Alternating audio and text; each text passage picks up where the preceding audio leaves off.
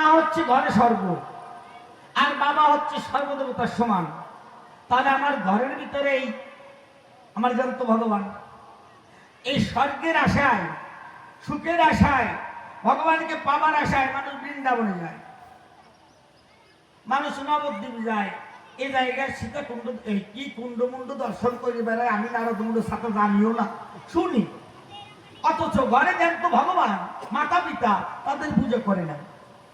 সন্তান যদি বিদেশে থাকে বলি আমি আপনাদিকের বাকি চিন্তা করবেন সবাই। বিদেশে বসে সন্তানের কোনো প্রকারে যদি আঘাত লাগে, কোনো বিপদে পড়ে, মায়ের ওই নারীতে টান পড়ে যায়। মায়ের সাথে সন্তানের সাথে বিনাতারে টেলিফোন। চিন্তা করবেন সবাই, সন্তান বিদেশে আছে, মা এই দেশে বসে বুঝতে পেরেছে আমার সন্তানের কোনো বিপদ হয়েছে। কিন্তু সেই জ্যান্ত মাতা পিতা ভগবানকে পূজা না দিয়া ওই ব্রহ্মকে পাবার দায় এই জগতের মানুষ যারা মূর্তি পূজা করে, তারা কেমন করে বেদের ব্রহ্ম নিরাকার থেকে সাকারে আয়। তুমি আমার কথা বলে সৃষ্টির আদি রহস্য ধরে আমাকে আজকে বোঝাবে। এই যে আমরা কালী পুজো, এখানে মাতৃ পুজো উপলক্ষে গান না বাবা, এটা কি পুজো হয়েছে? কালী পুজো, কালী পুজো হয়েছে। দেখেন এই কালী মূর্তি সর্বপ্রথম কে দর্শন করছে?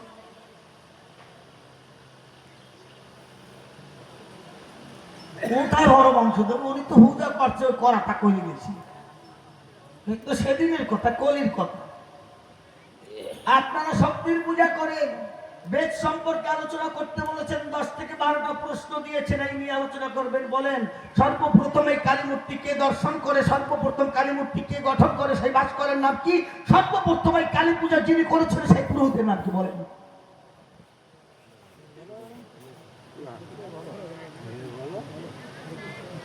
কষ্ট এই জায়গায়। প্রথমবারে আমি কথাগুলো কেন বললাম বাবা, যে যুক্তি তর্ক আর শাস্ত্র নিয়ে ঘাটাঘাটি করে কখনো ভগবানকে লাভ করা যায় না। আর যাহা দ্বারা সমাজ সংস্কার হয় না, তেমন কথা বলে সমাজের কোনো কল্যাণ কেউ বয়ে আনতে পারে না। আপনি আমি যারা আছি বলি আপনাদের কাছাকাছি, সন্তান গেলে করে দিবেন ক্ষমা। আজকে পূজা হয়ে গেল, আগামীকাল মনে করেন রাস্তায় গেছি আপনি আমি, আপনার ভিন্ন ধর্ম অবলম্বী বন্ধু বান্ধব থাকতে পারে না? তারা ডাক দিয়ে যদি মায়েদের কাছে, বাবা আমাদের কাছে বলে যে তোমরা যে গতকাল মায়ের পূজা করেছো, মাতৃ পূজা করেছো, এই সর্বপ্রথম এই মূর্তিখানা কে দর্শন করেছিল এবং সর্বপ্রথম এই মূর্তিখানা কে গঠন করেছিল, তখন আপনি কি জবাব দিবেন? আপনার তখন লজ্জায় কান কাটা যাবে না, নাক কাটা যাবে না, ছিছি বলে ধিক্কার জানাবে, এই নিয়ে সমালোচনার ঝড় বয়ে যাবে। অথচ এই দিকে আমাদের খেয়াল নাই, আমাদের সংস্কারের কথা নাই, আমাদের মুষ্টি ও চিন্তাধারা নিয়ে আমাদের সমাজে জাহিরি করে যায়। চরম ধরে করি মানা, সমালোচনা যেখানে হয় সেখানে আমরা যাব না। এখানে আমি ভগবানের কাছে প্রশ্ন করে যাব। তিনি অনাদির আদি, সৃষ্টির আদি তিনি, তিনি স্রষ্টা, তার সৃষ্টি আমরা এই মানব জাতি। তাহলে তুমি কথা বলবে সর্বপ্রথমে এই কালী মূর্তি কে দর্শন করেছিল এবং সর্বপ্রথম এই মূর্তি কে গঠন করেছে সেই ভাস্করের নাম কি, এবং সর্বপ্রথমে এই কালীর পূজা যে করেছে, পুরোহিত যে করেছে, সেই পুরোহিতের নাম কি? কথা বাবা আজকে স্পষ্ট জবাব দিয়ে আমায় তুমি বুঝাও। ধনু তাটে নাটে নাটে ওই সব প্রশ্ন আজকে হবে না, কারণ প্রথমবারে আঘাত খাইছি। আজকে আমি কি যে হবে না, প্রথমবার একটু কম করে যে দ্বিতীয়বার এসে বুঝাবানি যে আজকে জায়গা কি হবে না।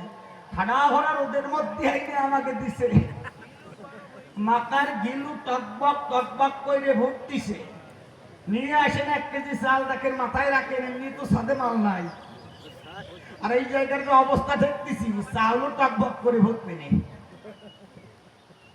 যাই হোক, আমার দিকে রাখবেন যোগ, এই প্রসঙ্গ ছেড়ে দিয়ে সত্য কথা যাই বুঝে এবার একটু অন্যদিকে যাই। আমি তো নারদ মুনি ভগবান তোমার কাছে দিচ্ছি, শুনানি তুমি আমার কথা লবে। ঋক, শাম, যজু, অথর্ব চারখানি বেদ আমরা পাই,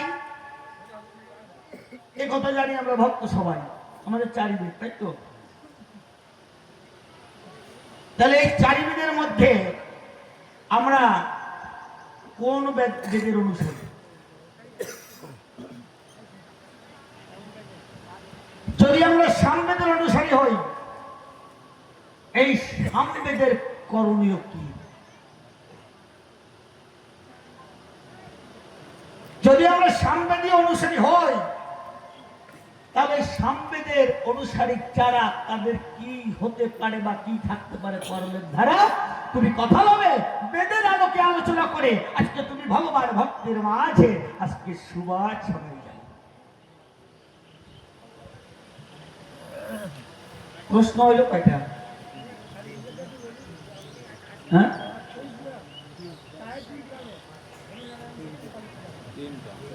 আর পূজিয়ানে হরিনারায়ণ প্রথম কালী পুজো করে, সর্বপ্রথম কালী মূর্তি দর্শন করছে কে? রাজশাহী তাহেরপুরে। উনি কোন যুগের? মানে কলি যুগের কিনা? তাহলে এটা কোন শাস্ত্রে পেয়েছেন? তাহেরপুর রাজশাহীর কথা যখন বললেন, রাজশাহী নামকরণ তো হয়েছে সেদিনকার, তাহলে এটা তো সত্যযুগের কথা হতে পারে না। এই কালী মূর্তি সর্বপ্রথম কে দর্শন করেছে, সর্বপ্রথম কে গঠন করেছে, সেই ভাস্করের নাম কি, এবং সর্বপ্রথম কে পূজা করেছে, সেই পুরোহিতের নাম কি? এই তাহের রঞ্জন মঞ্জন বাবা। আমি সৃষ্টির আদি থেকে প্রশ্ন করছি, এটা থাকবে আপনার কথা। এটা জাগতিক জগতে আসলে পরে হাজার হাজার থাকুক, তা দিয়ে দরকার নাই। আজকে সৃষ্টি তত্ত্ব আলোচনা করতে বলেছে, তাই সৃষ্টি থেকে প্রশ্ন করছি, একটু ধৈর্য ধরে শুনবেন সবাই। দেখেন যে আজকে নারদ তো কেবল কাঁচা খুলছে, কাঁচা খুলতে খুলতে কদ্দূর যায়। যাই হোক, আমার দিকে রাখবেন ঝোঁক, মনে আছে ভাবো। এইবার প্রশ্নের কাঠামো একটু ঘুরাইয়ে অন্যদিকে যাবো, কেন এখানে ভাগবত প্রেমিক, এখানে মহাভারত প্রেমিক বৈষ্ণব সুধীজন আমার চোখে পড়তেছে। তাই শুধু সৃষ্টির কথা বললে কাজ হবে না, এখানে আমার ভাগবত, মহাভারত, গীতা সম্পর্কেও জানতে হবে।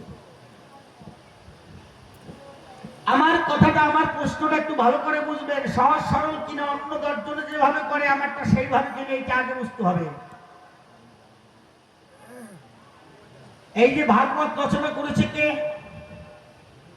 বেদব্যাস। ভাগবত প্রকাশ করেছে শুকদেব, তার বাপ বেটা। আমি এরপরে যদি মহাভারতে যাই, সেই মহাভারত নাকি বেদব্যাসের রচনা করা, সত্য তো?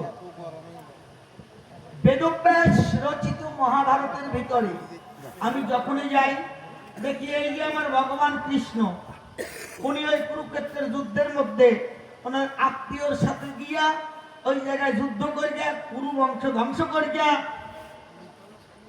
উনি ভালো মন্দ খাইয়া ওই জায়গায় একজন সালকালানে খেলাইছে। সালকালানে খেলানো বুঝেন? উনি ওই জায়গায় একটা আধিপত্য প্রকাশ করছে, আমি ভগবান, আমি ভগবান, আমি যে পক্ষে থাকি সেই পক্ষের জয় হয়। উনি এই বাহাদুরি চালাইছে। কিন্তু আমার প্রশ্ন কিভাবে হবে? এই ব্যাসদেবের রচিত মহাভারতের ভিতরে যখনই যাই, কুরুক্ষেত্রের কথা আমরা পাই, সেখানে ভগবানকে ভক্তরা লক্ষপতি দোষে তুষ্ট করেছে, তাই না ভাই?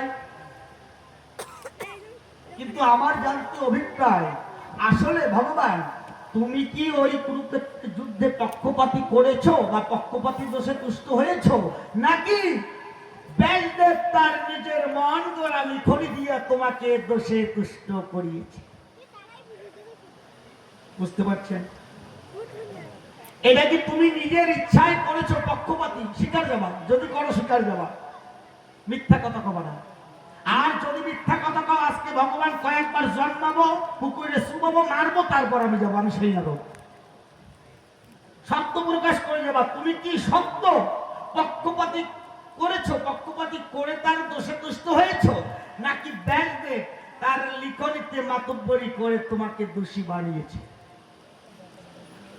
দোষটা মূলত কার, তোমার নাকি ওই লেখক ব্যাসদেবের? কথা বলা, স্পষ্ট জবাব দিয়ে বুঝাবা। চিন্তা করে দেখবেন সবাই। এইবার ওই মহাভারত সাইডে আমি একটু গীতার ভিতরে যাই। গীতা ভগবানের মুখ নিঃসৃত বাণী। ভগবানের মুখ নিঃসৃত বাণী হচ্ছে গীতা। যে গীতা সমগ্র দেশে, এই সারা বিশ্বে গীতারা জয়বান, গীতার জয় জয়। যে গীতা মাঙ্গলিক গ্রন্থ বলে টাইটেল পায়, আবার গীতাকে সপ্তশতীও পায়। ও সতীমতি দিয়ে দরকার নাই, গীতা হচ্ছে মাঙ্গলিক গ্রন্থ। আমি শুনি ভক্তরা কয় গীতা গৃহে থাকলে তার এই ভাবের ফল লাভ হয়, গীতা পাঠ করলে এই ফলের লাভ হয়, গীতা দান করলে গোদানের লাভ হয়, কত কিছু হয়। রাজনৈতিক ক্ষেত্রে গেলে পরে বক্তৃতার আগে গীতা পাঠ করে তারপর শুরু করা হয়। মুমিন মুসলমান ভাই যারা কোরআন তেলাওয়াত করে তারা এরপরে কর্ম শুরু করা হয়। তাহলে গীতা হচ্ছে মাঙ্গলিক গ্রন্থ, যাহা জানি আপনারাও জানেন জ্ঞানী গুণী। এখানে একটা জানবার বিষয়, মাঙ্গলিক গ্রন্থ অধ্যয়ন করলে, শ্রবণ করলে, দর্শন করলে সব জায়গায় মঙ্গল হয়।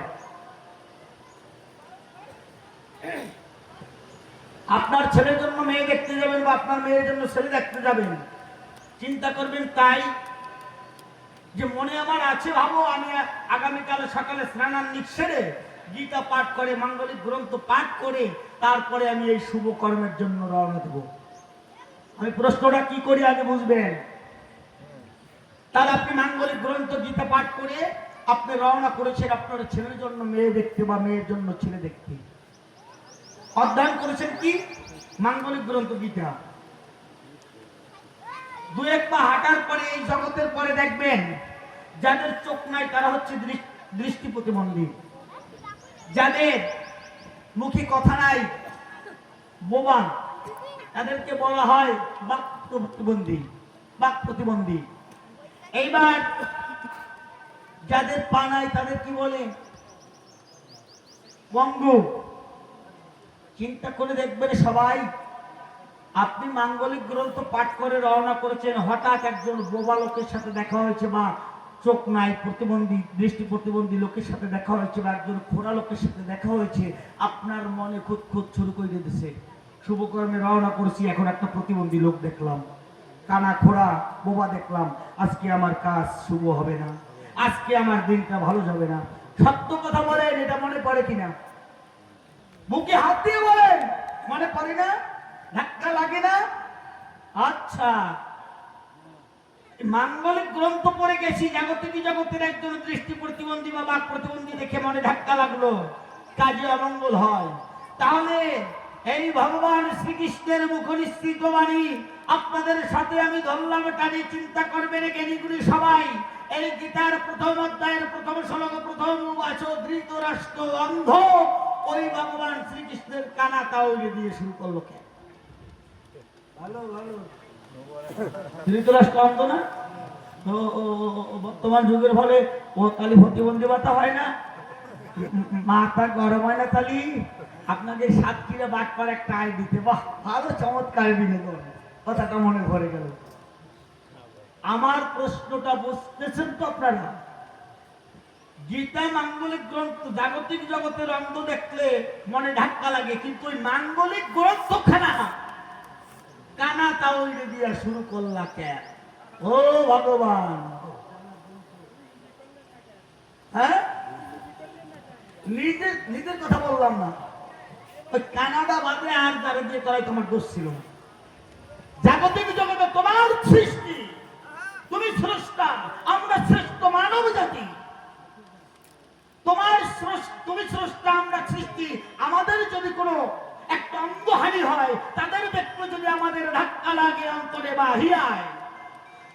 মাঙ্গলিক গ্রন্থের প্রথম অধ্যায়ের প্রথম শ্লোকখানি কেন কানাডা নিয়ে শুরু করছো, এর মাহাত্ম্য কি আজকে বুঝাবে সবাই। ঠিক আছে তো বাবা?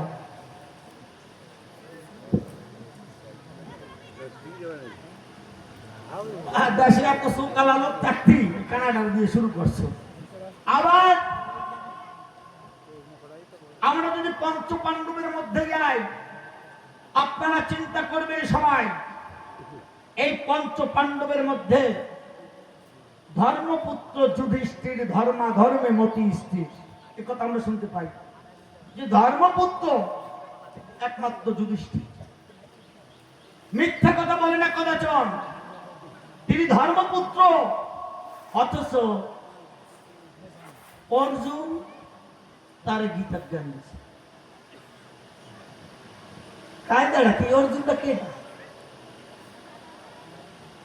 এই অর্জুন কে? কেন তুমি এই ধর্মপুত্র যুধিষ্ঠিরকে বাদ দেয়া অর্জুনকে গীতা জ্ঞান দিলে? অর্জুনকে কেন এই গীতা জ্ঞান দিলে? তোমায় আমি বলি খুলে, এই যে ধর্মপুত্র যুধিষ্ঠির ধর্মের মতো স্থির, মিথ্যা কথা বলে না কখন। আমার তোমার কাছে জানতে অভিপ্রায়, এত ভালো লোক থাকি অর্জুন রে তুমি গীতা জ্ঞান দিলা কোন কায়দা? আত্মীয়তার খাতির দেখিয়ে জাগতিক জগৎকে তো আর বুঝানো যাবে না। যাই হোক, মনে করে বিবেচনা আর বেশি প্রশ্ন দেব না। দিতি কম দেখি, কয়টা দিছি আমারও হিসাব নাই।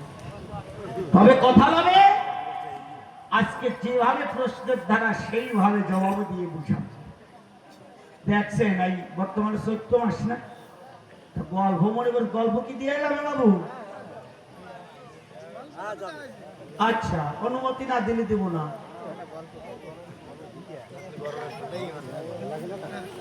এক